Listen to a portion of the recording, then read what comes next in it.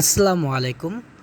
গতকাল ভিডিওতে আপনাদের দেখেছি এক রাতে ঝড় আর টানা বৃষ্টিতে আমার পেঁপে বাগানের বেশিরভাগ গাছেই হেলে পড়েছিল। সত্যি বলতে সেই দৃশ্য দেখে খুব কষ্ট পেয়েছিলাম।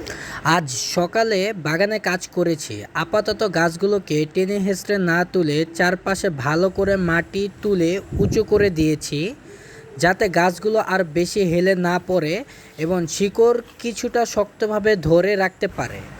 এখনও বৃষ্টি থামেনি, তাই এই অবস্থায় বাঁশ দিয়ে বেঁধে দিলে অনেক সময় উল্টো গাছের ক্ষতি হতে পারে। তাই আপাতত অপেক্ষা করছি। ইনশাল্লাহ যখন আবহাওয়া একটু ভালো হবে এবং প্রয়োজন মনে হবে তখন বাঁশ দিয়ে গাছগুলোকে সাপোর্ট দেওয়ার ব্যবস্থা করব।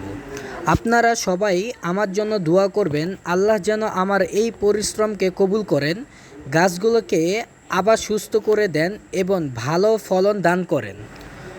আল্লাহর উপর ভরসা আছে, ইনশাল্লাহ আবার হাসবে আমার পেঁপের বাগান।